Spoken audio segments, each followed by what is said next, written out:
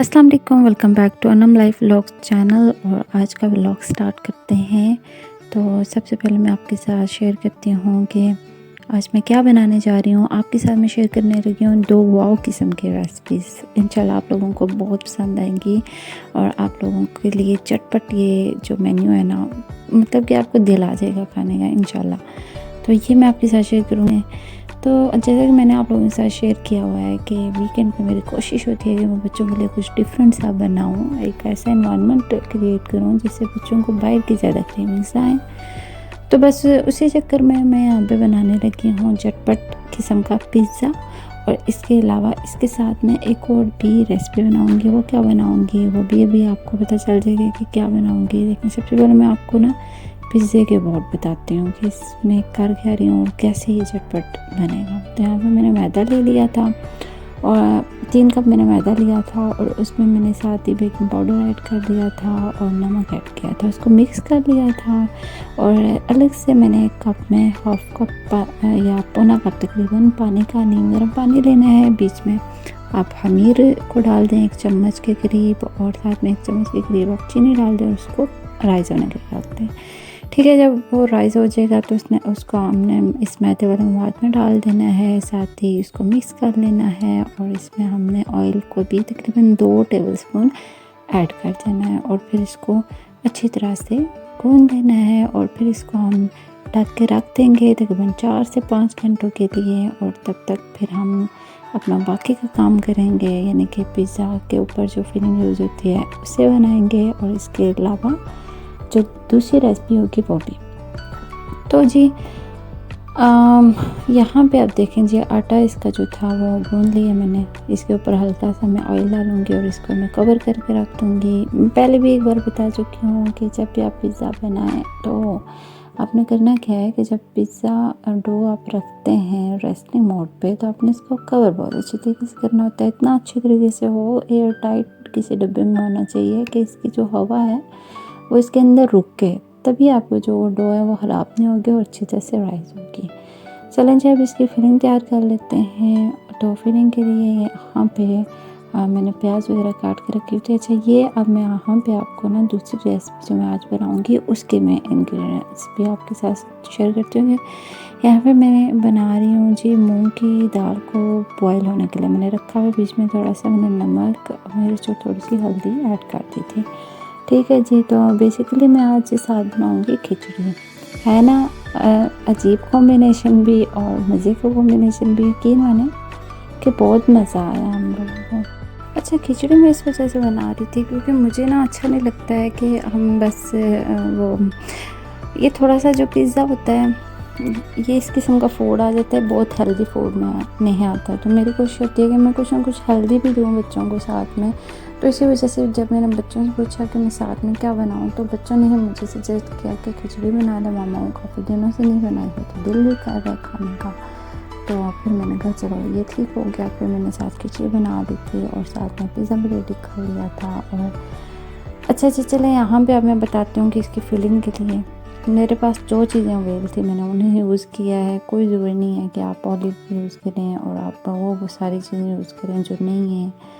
तो बहुत इजीली इसका जो ये सारी फिलिंग है ये रेडी की थी। मैंने प्याज को हल्का सा गुलाबी किया था और बीच में मैंने जो चिकन थी, क्योंकि मैं बोनलेस चिकन नॉर्मल चिकन भी रखती हूँ, किसी भी टाइम कुछ बनाना पड़ जाए तो चलो वो पास हो अवेल हो तो ईजी हो जाता है। मेरे पास शिमला मिर्च थी और टमाटर था तो मैंने इन दोनों चीज़ों को बारीक चॉप करके डाला था। हालांकि पिज़्ज़ा में ये बारीक नहीं जाती हैं लेकिन मेरे बच्चों को ये मोटी मोटी पसंद नहीं है तो वो निकाल के बाहर निकालते रहते हैं। तो मुझे इसका फ्लेवर बहुत अच्छा लगता है। तो अब मैं डालना भी चाह रही थी और बच्चों को जैसे थोड़े कन्फ्यूजन भी थे तो फिर मेरे पास यही ख्याल बच्चा कि मैं इनको बारीक करके चॉप करके डाल देती हूँ। इससे बच्चों को नज़र भी नहीं आएगी, वो बच्चे खा भी लेंगे और जी मेरी भी वो जो ख्वाहिश है कि बीच में इसकी खुशबू और फ्लेवर आए तो वो पूरी हो जाएगी। तो इस वजह से फिर मैंने इस तरीके से डाल दिया था। अच्छा जी, फिलिंग यहाँ पे रेडी कर रही हूँ और इसके अलावा ना इसमें मैंने टिक्का मसाला जो होता है चिकन टिक्का मसाला वो मैंने ऐड किया था बीच में। उसका जो फ्लेवर होता है बहुत अच्छा आता है। अगर वो हो आपके पास तो आप ज़रूर ऐड करें, और अगर नहीं है तो आप सिंपल जो नमक मिर्च और मसाले होते हैं, सूखा धनिया वगैरह नहीं डालना है इसमें, ना गरम मसाला जाता है, बस जो बेसिक मसाले होते हैं वही जाएंगे। ओके जी, तो हमने उसकी फिलिंग कर दिया रेडी और मैदे को रख दिया रेस्टिंग मोड पे। तो अब हम साथ में कर लेते हैं दूसरी रेसिपी की तैयारी। तो जी ये जो है खिचड़ी, ये भी बनाना बहुत ज़्यादा इजी है। प्याज को बिल्कुल लाइट सा मैंने फ्राई किया है और उसमें मैंने डाल दिया लहसुन, और उसमें मैंने डाला है जी हल्दी और नमक और थोड़ी सी काली मिर्चें, क्योंकि खिचड़ी में बहुत ज़्यादा मसाले वगैरह ऐड नहीं होते हैं, ये लाइट सी होती हैं, और इसको अगर लाइट ही बनाए तो मज़े की लगती है। तो बस ये चीज़ें डाली और साथ में मैंने पानी डाल दिया। ओके जनाब, ओके जी, मोबाइल को मैंने लगा दिया साइलेंट, तो क्योंकि इसकी वजह से डिस्टर्बनेस हो रही थी बीच में। तो फिर जी मैं इसके अलावा ये करती हूँ कि जो दाल होती है ना खिचड़ी में, अगर आप दाल और चावलों को इकट्ठा डालते हैं तो अक्सर क्या होता है कि दाल में फ़र्क रह जाता है। तो दाल में फ़र्क जब रह जाता है तो फिर वो क्या होता है कि वो साबुत साबुत सी वो अच्छी नहीं लगती है, चावल गल जाते हैं और दाल अध गली वो अच्छी नहीं लगती है। तो इसी वजह से मैं दाल को अलग से पहले बॉयल कर लेती हूँ, और जब मुझे लगता है कि ये तकरीबन 80% तो गल ही चुकी है, तो फिर मैं उसको चावलों के साथ बीच में ऐड कर देती हूँ। तो जब ये दोनों चीज़ें इक्वली हो जाती हैं तैयार, तो फिर इनमें ज़रा भी फ़र्क नहीं होता है और बहुत ही अच्छी सी यम्मी सी खिचड़ी बनती है। और खिचड़ी मैं पानी भी थोड़ा सा एक्स्ट्रा डालती हूँ, क्योंकि चावल जब हम या कोई पुलाव या इस किस्म की चीज़ बनाते हैं तो वो जो अलग अलग से चावल प्यारे लगते हैं, लेकिन खिचड़ी तो बस खिचड़ी है, और वो जितनी ज़्यादा गली होती है उतनी ज़्यादा अच्छी और मज़े की भी होती है और उसका फ़ायदा भी होता है।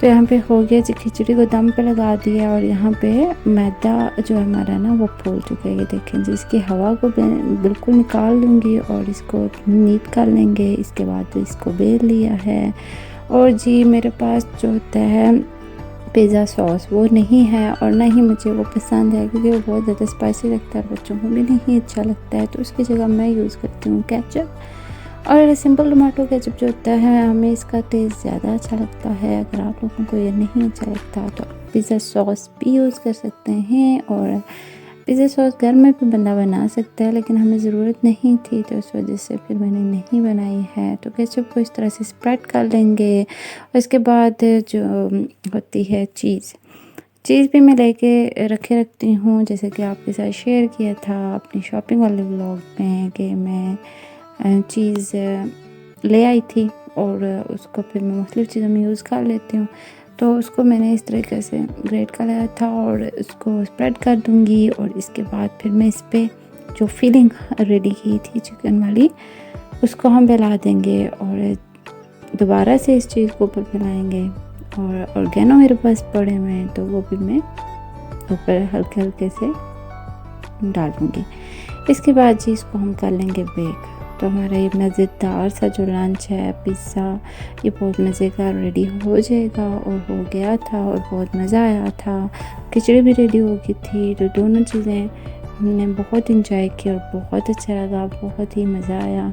दोनों वाओ किस्म की रेसिपीज़ हैं और फटाफट बन जाती हैं।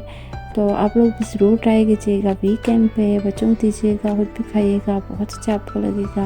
और बताइएगा कि आज की वीडियो आपको कैसी लगी है, आज का व्लॉग आपको कैसा लगा है। और फिर आप लोगों को रेसिपीज़ अच्छी लगी होंगी, ईजी लगी होंगी। मेरी भी ये कोशिश होती है आपके साथ जितना ज़्यादा मैं ईजी वे में आपको एक चीज़ कन्वे करूँ उतना ही ज़्यादा अच्छी बात हो जाती है, ईजी हो जाता है बनाना, पकाना, कुक करना सारा कुछ। तो अपनी राय दीजिए कमेंट्स में, मुझे दीजिए इजाज़त। एक न्यू वीडियो तक के लिए अल्लाह हाफ़िज़।